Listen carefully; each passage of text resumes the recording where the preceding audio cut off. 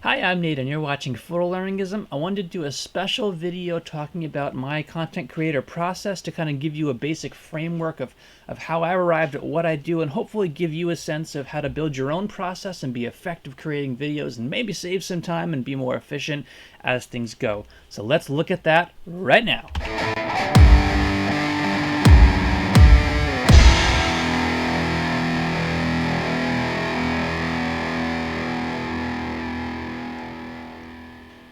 Okay, so once again, my name is Nate. This is Photolearningism. Thank you so much for joining in. I do a lot of work on this channel to build a community of learning, to surface the cheap or free art technologies so you can know about them and make best use of them. So thank you so much for joining in. I do a lot of videos on open source things, some commercial products. We do some comparisons. We look at video editors. We look at camera tools. We do a whole lot of stuff. So go back and check out those videos if you haven't had the opportunity already.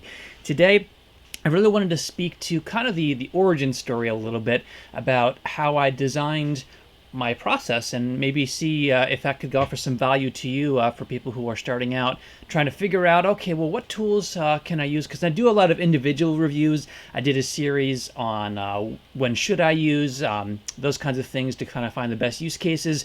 But I wanted to just kind of give you a quick step through very quickly on what I arrived at that works very well for me week after week after week, because that can be intimidating if you're trying to figure out, should I use this there? Should I do that there? You know, where should I really maximize my time trying to fit all these pieces together? So having said all that, the logical place to start really is with what are you going to work on? The two most basic ways to do that are going to be with either a smartphone, because you can do a lot with a smartphone these days.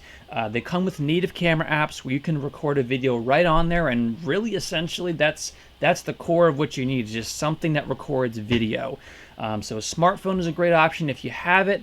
Another option to consider is getting a computer. Now, I'm working off a Windows 10 PC that's worked out really well for me. And the one I have, believe it or not, I actually got it for free.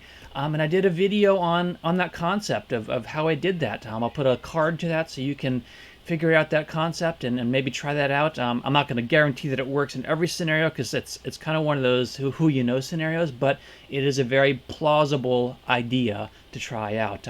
Basically, it revolves around the concept of if you work with people in IT, and most people do in their company, where there's an information technology or a help desk department, and departments have a cycle where they cycle out equipment and it costs them money to destroy it.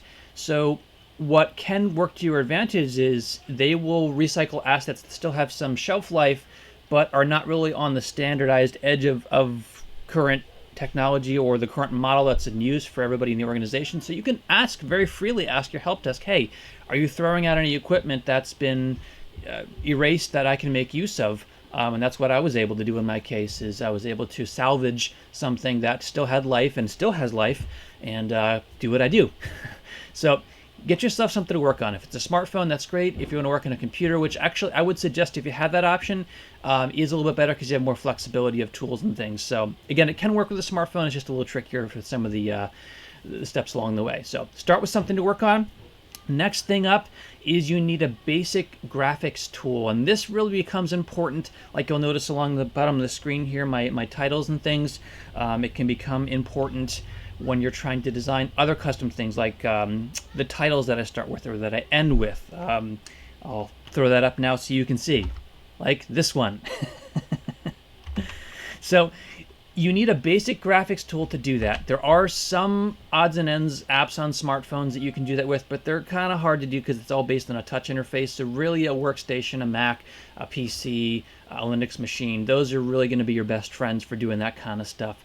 If you're working on Windows like I am, I would really suggest coming at it from the paint.net angle. It's a free open source tool. We've done reviews on it. I'll put a card to that. Actually, I'll put a card up to the when should I use series. There's a little mini series on when you should use certain graphics tools, and you can really get away with paint.net. You could do GIMP or Krita if you're on Linux. These are fantastic tools, all free, all open source, and really easy to get into some degree. So go watch that and get some guidance on that. and yeah, that'll give you a way to create some of the graphics. The intro that I used, that little ditty that I did as I kicked off the video, that one, that one I actually cooked up in the freely provided editor that came with my camera. It is a very, very simple video editor, I'll give you that. But again, when I started out, I didn't know what to do. I didn't know where to start. I didn't know what was going to give me a good result. And to be fair, my intro could probably use some modernization. I'm going to be very honest about that. However, when I was starting, this is what I had to use. So I tried it out. I put some of my pictures in there, and I made just something to work with. I made my logo in paint.net, and I put my pictures in there. I used a very simple cross wipe, and it works as a beginning. It's about using what you have at your fingertips, and really all of this, I mean, apart from my camera, didn't cost me a thing. These are all free resources. Even this tool that I'm recording on right now, which I'll get to in a second, is free. Okay? So there's a lot of resources out there, and I try to make these known to you so you can conduct yourself and not really worry so much about the cost, but you can worry more about the production, about the content, and the quality of what you're producing. So keep those things in mind, that even if the tool is free and maybe not quite so powerful and impressive, you can use it creatively to make something, to at least build your own process. So I just wanted to highlight that. So jumping forward next, I mentioned I'm recording on a free tool. This is OBS, which is a really, really cool and powerful tool. And that is interesting here. We're going to switch to a different slide here. There we go. So this tool is really amazing because it offers you so many features. Right out of the box, free. It is literally a content creator studio wrapped up in a program. I am hooked into 2 different cameras at the time. I have my primary camera over there, and using EBOOK cam, which I did another video on, I hooked up a secondary camera right there. And you can see how this all fits together. This tool is literally like a directing studio system where you can be creating. I think it works best if you have a second pair of hands, because I'm doing this all solo, but that kind of works, as you can see. But you can create these different shots and things so that you can work with them and really build out a video really as you're doing it.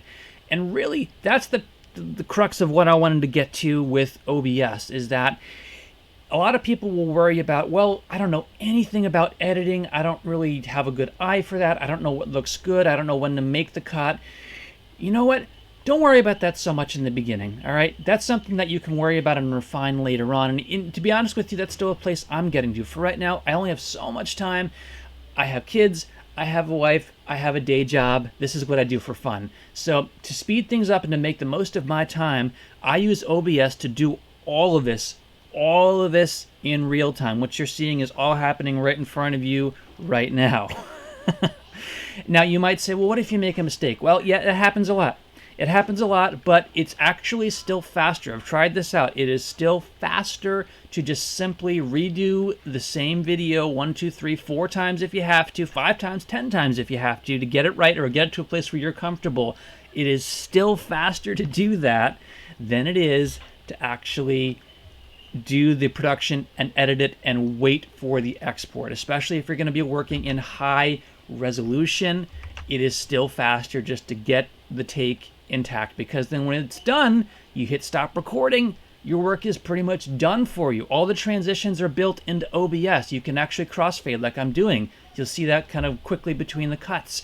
So again, this is a very, very magical, powerful tool, OBS, and I'll put links in the description to all of these in case you're not taking notes, that's fine.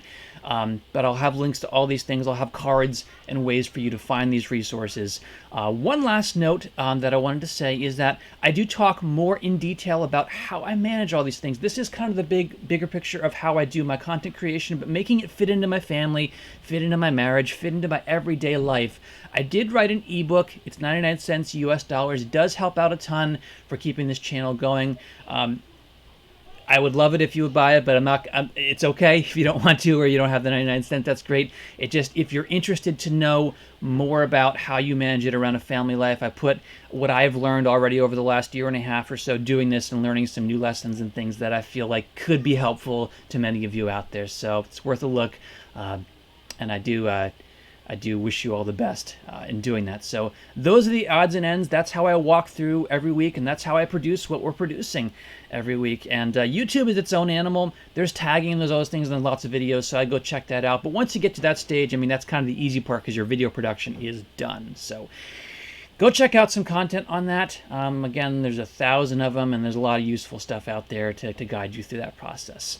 Thank you so much for watching. If this was useful to you, please give me a thumbs up and consider subscribing so you don't miss out on the awesome projects that we're going to keep doing. I have a lot of great things upcoming in the weeks to come. My name is Nate. This is Photolearningism. Thank you so much for watching. Don't hesitate to leave comments and join in. I know I'm a little backlogged, but I will get to you, I promise. I really love it when people get involved and ask questions because this is about community. It's about people. It's about helping us find the right tool and the right fit and the right connection to accomplish your goal here. So thank you so much. You take care.